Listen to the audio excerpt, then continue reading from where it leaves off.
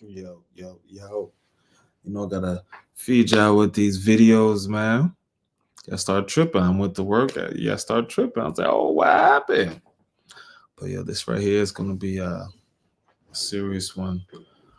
This is gonna be another recap on our fallen soldiers, our ancestors, our comrades, and the freedom, the liberation front of Americans and equality in the fight just for us to be us. To still, we still need someone to fight for us. There's still a need for Panthers.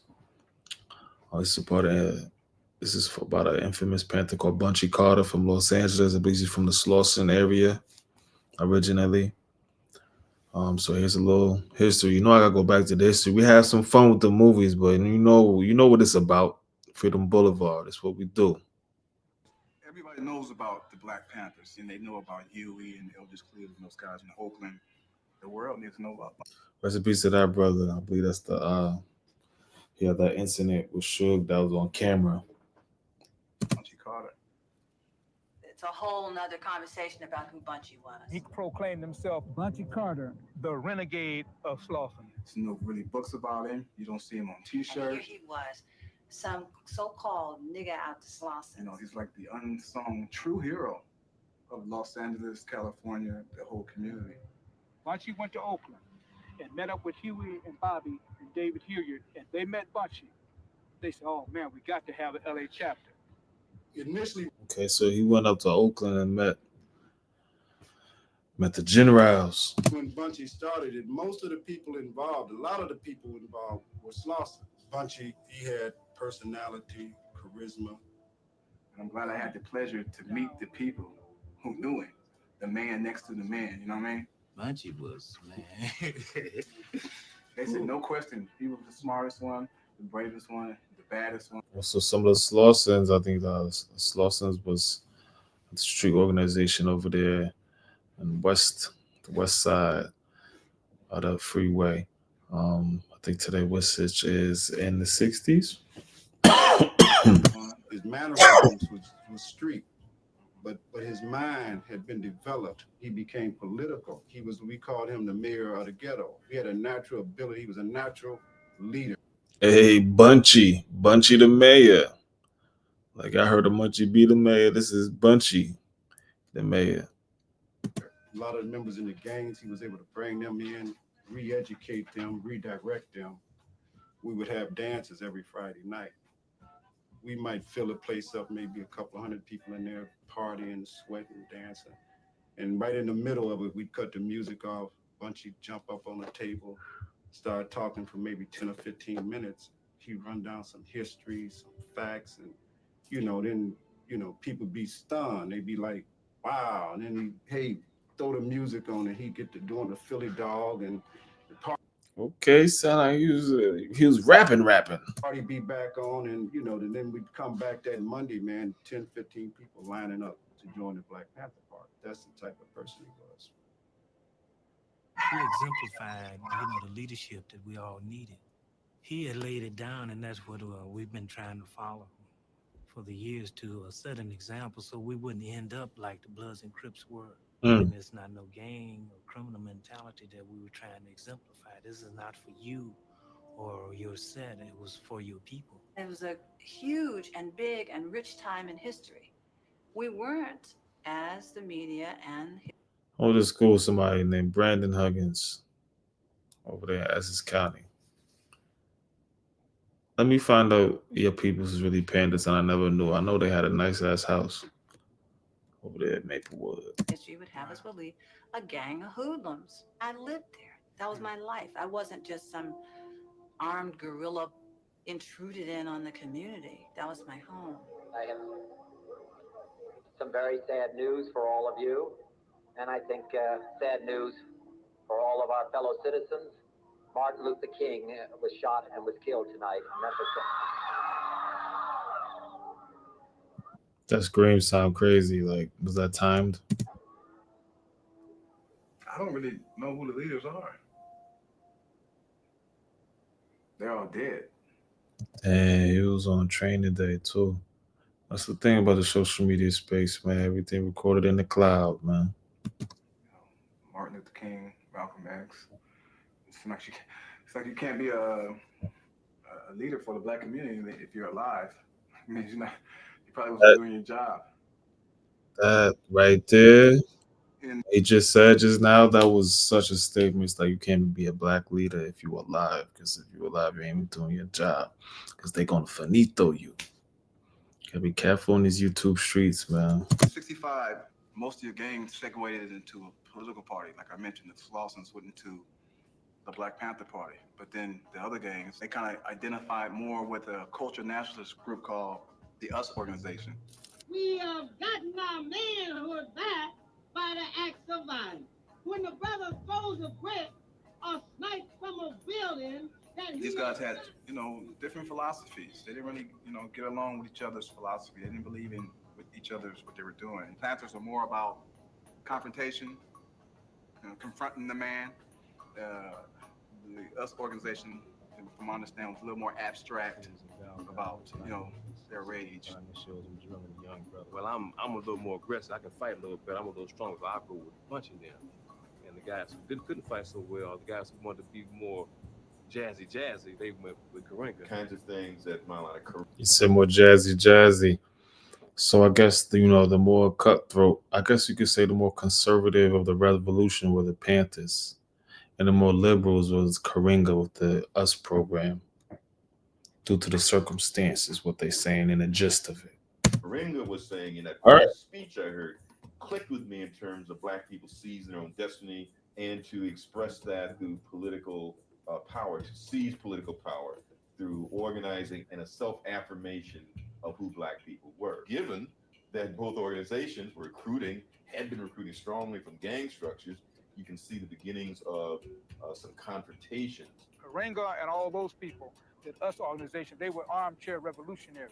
Armchair revolutionary. As far as Armchair revolutionary, okay. And I ain't trying to be that.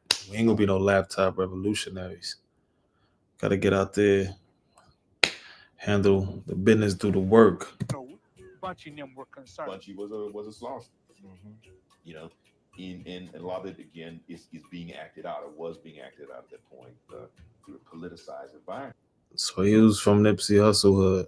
So they kind of antagonized each other a little bit. They both were trying to jockey in for position in Los Angeles at that vital time. At what point did the US declare Panthers, or did they ever declare Panthers as like enemies? I don't ever remember there being that kind of formal war council where that was actually declared. As things escalated and as the body count escalated, it was clear that there was a serious competition going on.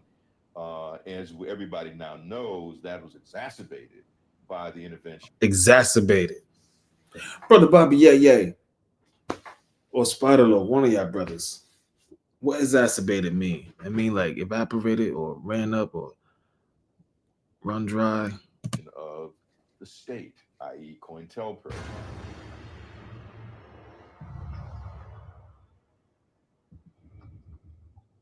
Vice President Agnew has called the Panthers a completely irresponsible, anarchistic group of criminals. Hoover decided that, for some reason, the Panthers were the most dangerous organization in the United States, even more dangerous than the Communist Party or the Mafia.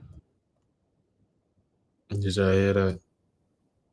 J. Edgar Hoover, the chairman of the Federal Bureau of Investigation, said that the Black Panther Party for self-defense, feeding children and being human stop signs were the greatest threat to American soil, more than the mafia and more than whatever else he just said.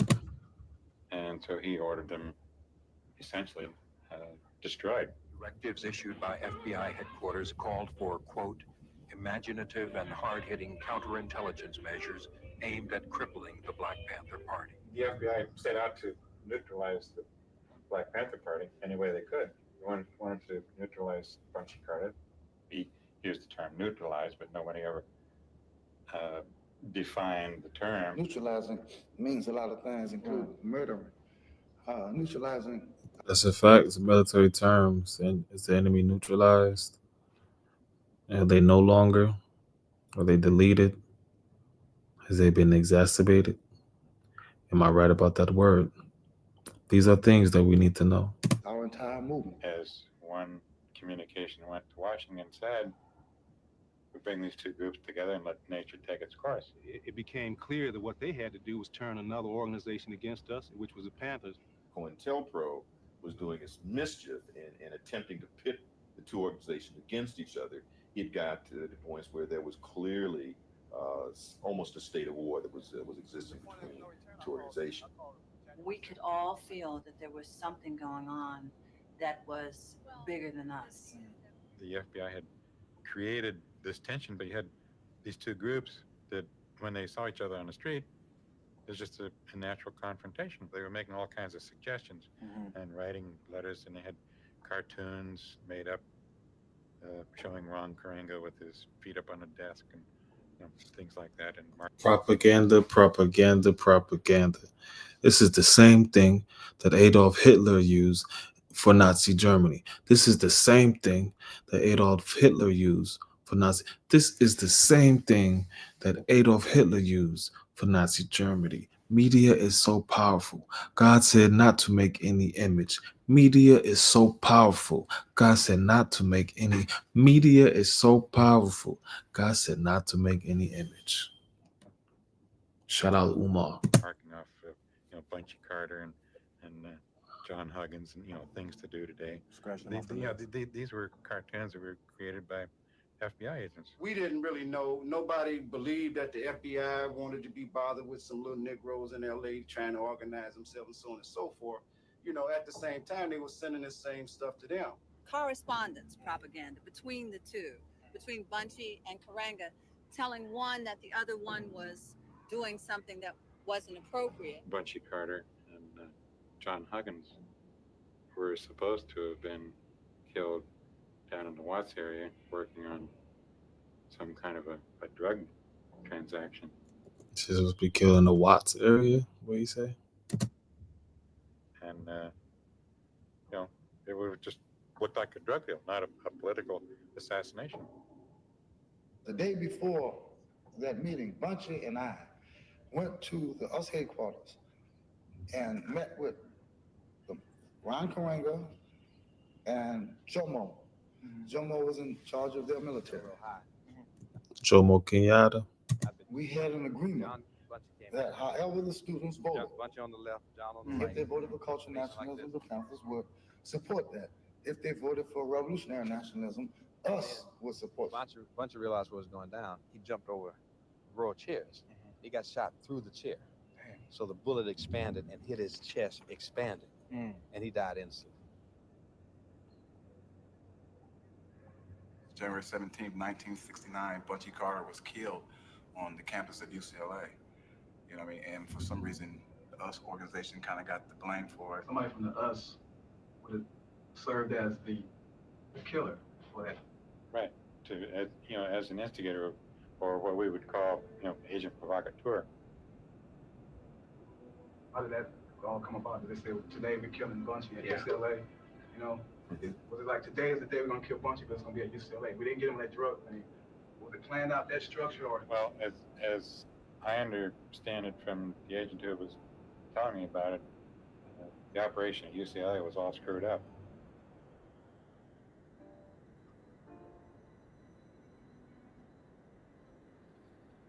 Incident at UCLA was manifested how, did you think? By the FBI, but at the time, we were naive and we thought that it was just another move by the US organization. There's a lot of what I call ghetto folk tales. You know what I mean? Some of it's true, some of it's not. Sometimes our own personal perspective kind of overshadows what really is.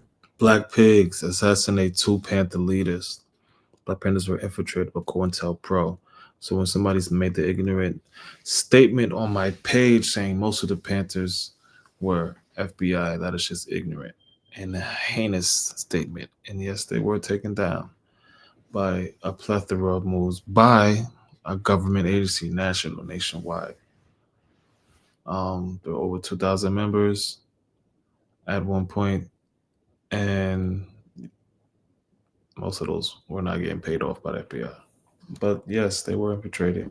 Yes, some of them flipped um, with propaganda being put against them, as you can see, the mischief of the government. what really went on. I wanted to clear up what was really going on, before my time. I don't Rest in peace, Bunchy, man. believe that Karenga was working for the FBI. He might have been manipulated by the FBI. I was comfortable in making Karenga the villain. Then I had to talk to Geronimo. He was like, "No." For all of these years, Mm. I think it's the same thing with some of these gangs too. There's a provocateur placed there to put you against each other. Look at the greatest pinnacle of the world that was thinking of us at the time. We had Jesse Owens, King, Shabazz.